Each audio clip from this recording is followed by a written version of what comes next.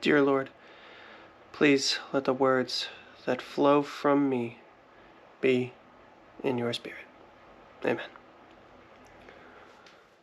Okay, everyone, here we are. It is Christmas Eve, and we have to keep our eyes on what's important. Always keep your attention on what is important. There was a term of phrase that has permeated my being since I have heard it, and it has just stuck with me in such a profound way, and that is that attention is the currency of the universe. And I've talked about it at length before, but basically where you put your attention is where you put your energy, and where you put your energy is what grows in your life. And once I heard that term of phrase, and it clicked in my mind that this is why we say you pay attention. Just one of those moments. I was like, wow, holy cow. And while we're putting our attention on family and love and good things in this time, what we need to stay away from, number one, is putting our eyes or our attention solely on the idea of the rapture. Now, I have spent a good portion of this year, you can go back and look, but early on I was talking about the rapture, and I was talking about it being soon, and Jesus coming to me and telling me it's time to leave soon. And while I do believe that, one thing that I have learned in such a short period of time is to quit putting a date on it. Quit putting a stake in it. Like, yes, we know we're in the season, but that by no means should dictate that we sell all our stuff, that we go off the deep end, that we not lead a grounded lifestyle. Because no matter what is going on, it's up to us to lead a grounded lifestyle. We need to set that foundation to be strong for other people. And this is a huge reminder that was and a pull on my heartstrings today as I woke up, that I just thought that this is probably what I'm going to talk about today. There's a lot that we have to do for the holiday party, right? This is the human part of the video.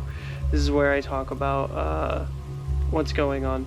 We're cleaning, as I said, we're hosting for Christmas tomorrow, and we are cleaning. Lots of stuff to put away, lots of stuff to get ready and put up. Not like necessarily decorations wise, but the house is a mess. I'm cooking a roast for myself today. And then tomorrow we have everything we have to prep for and make, because we're making a lot of food. And it's a blessing, to be able to say that we are the ones that are hosting this year, right? We are the ones who are taking up that mantle. I mean, it's not the first Christmas we've hosted, but it is the first in our house that we have hosted. And I'm going to reel it back in and not go off on such a tangent, because I put out an extra video for you all yesterday that was all about my journey and the stuff I've went through. So I'm going to try to be less focused on the human aspect in this video and talk about what we should be, how we should act, what is coming through me. By the way, that prayer that you hear me say at the beginning of every single video, I do say it into the camera at the start of every video, sometimes in my head, other times it's audibly, but I have it set up that way in the editing process, so I can that's how I start every video. It's just that clip with the like and subscribe fading in. I don't have to worry about the editing in that.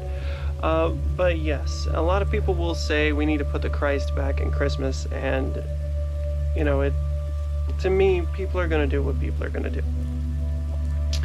If you look back at the history of things, Christmas is kind of a holiday that the Romans made paganistic. They took pagan traditions and just kind of copy-pasted it onto Christ and said, this is how we're going to celebrate it.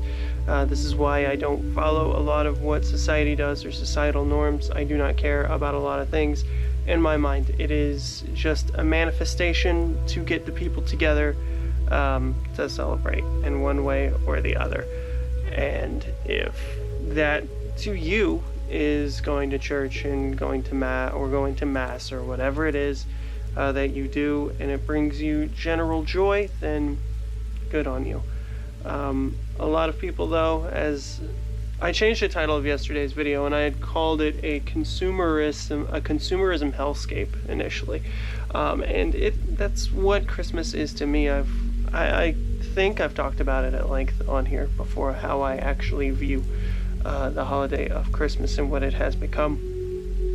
But and I'll use myself as an example. I have that duality within me. We all have that duality within ourselves, where we can view something as negative or we can view it as positive. Again, paying attention. Where we put our energy is what grows.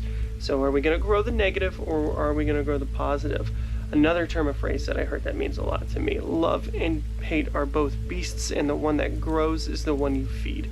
So please pay attention. Be cognizant of where you put your attention, rather.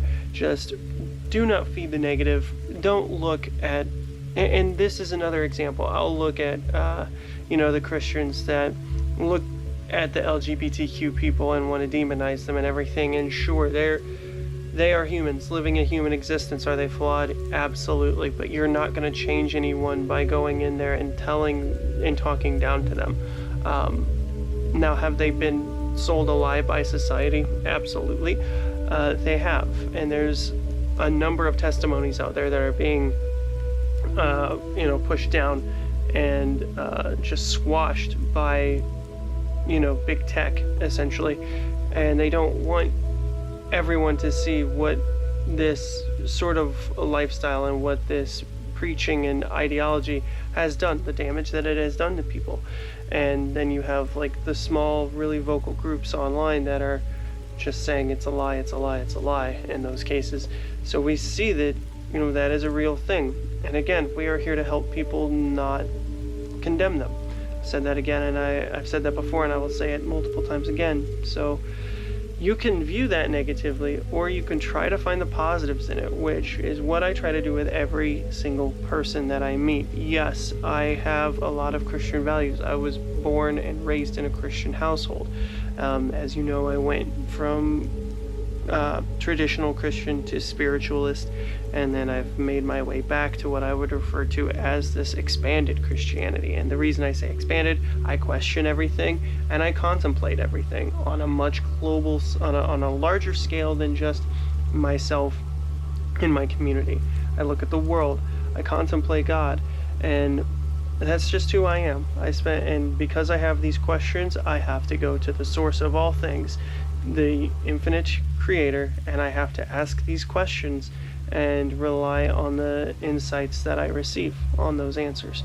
And that's why I feel called to turn the camera on and speak to you all. That is honestly 100% the reason why I turn this thing on and talk,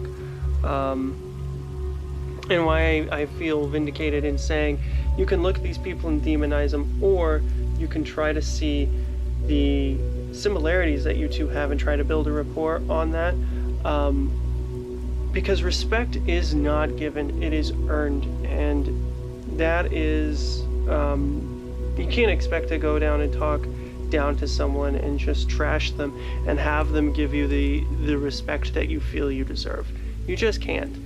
And I know that there are a lot of people that say, well, I'm not demonizing them, I'm just preaching what's in the Bible to them and showing them, trying to show them their wicked ways, and I'm doing it out of love. And I mean, good on you for doing what you think is right. I said this in the video where I talked about the dogmatic individuals, that was titled Jesus Saves, Not Dogma. I do appreciate all the people that feel like they need to go and street preach at these things, at these gatherings, just to try to reach one soul. You're actually doing what the Bible tells you to do. And I am so appreciative that for the little wins that you guys pick up here and there.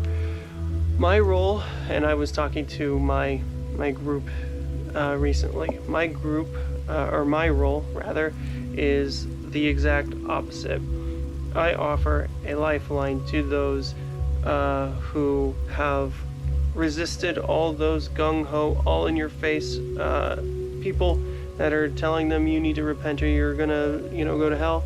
And I'm like, hey, there is this loving God that this loving community that is willing to open up their arms to you, and there is this God that if you just approach the one infinite creator as you are, he will heal you and make you into what you need to be into his eyes. And so long as you can come to Jesus genuinely, Jesus will save you. I mean, there is something great about that infinite love that you get, and it's such a crazy juxtaposition to what you see as it's not unconditional love, it's conditional love, right? That you can read in these cases, like, you have to do X, Y, and Z for me to love you, whereas you come to Jesus with all your flaws, and there's just this unconditional love. It doesn't make sense, but it doesn't have to make sense to us and our mortal brains. And I was able to say this when I was a spiritualist, but our human minds cannot comprehend the massive convoluted nature of the fabric of this reality, right? We cannot. The way that our minds are so rudimentary, made just to see things in such a simplistic view, we won't be able to dictate a lot of things. We won't be able to manipulate outcomes. We can try all we want, but we are destined to fail, and that is what this life is about. When we ascend, whenever we do that global ascension happens, we will be split, essentially. And what that will be is that will be those that embody the ideals and have accepted the gift and know that we're not in control. We will go elsewhere. We will be separated from those that will seek absolute control and feel like we are all there is, and they are going to go in a separate camp. That camp is the one that's going to endure the Great Tribulation and deal with what they sow. They're going to reap what they sow. And in the end, you're going to see that they were manipulated by a spirit of evil, masquerading as this power of promise that you can achieve everything. And we can already see it manifesting now. We see the spirit of greed just destroying the planet just for the sake of a marginal percentage of a profit. It's disgusting, and you can just see we're headed on a fast track to this thing, and we're very close. But while we know the season, no one knows the day nor the hour. But we are aware that we're close. And so we need to sound the alarm bells, and that is what I've been doing. Do I think it's happening on Christmas Day? I think it'd be quite hilarious in a cosmic way if it happened. And it absolutely could happen because, hey, anything can happen. But I'm not going to bank on it.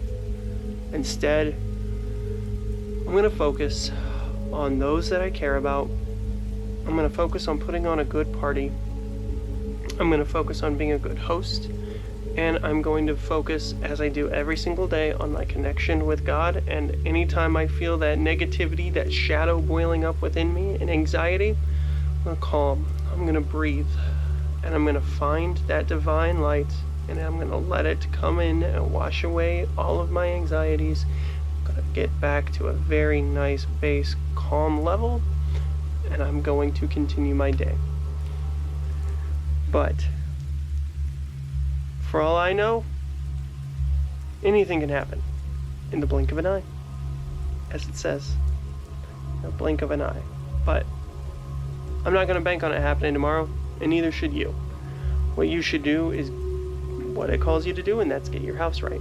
That's what I'm doing today, getting my house right, physically, emotionally, spiritually. And I think I just stumbled into the title of this video, Get Your House Right. So, guys, whether we are supposed to ascend up into heaven, or whether we're supposed to manifest and bring heaven down to earth by raising the vibration, by bringing everything up, whatever you want to call it, we're all talking about essentially the same thing. And I want you to know that I love every single one of you and that we can do it together, but we're not in control, right? We can only do so much, and we are going to do what we can do without hurting anyone, by showing unconditional love, by talking about these things without being snarky, without putting each other down, without being condescending. We're here to create a dialogue.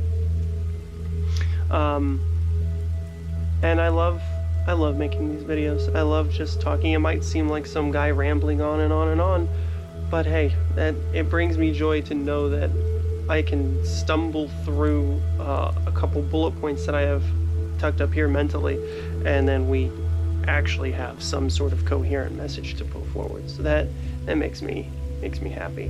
And to the new subscribers, as always, thank you so much from the bottom of my heart. You know, that is always kind of bewildering that I see all these people popping through. I do realize most of you are here after my Rapture Dream video, so I guess thank you for watching that as often as you have, and for feeling like I was needing of your subscription. I'm sure you're surprised by jumping from one of those videos, from that video to one of my other videos, and how I can come across in such a crazy juxtaposition. This started off as a video diary series, and that's essentially what I'm using it as. I'm amazed that the Rapture video got as much attention as it did. I don't think I should be surprised in hindsight, but yeah, just that was unexpected, but either way, I'm glad you're here. And thank you to all the comments telling me to keep going, and what I'm doing is helping you, or what I'm doing is special in some way, and that I'm underrated. You all literally make me feel all warm and fuzzy, and I love it so much that I get words of encouragement from random people on the internet. It means a lot.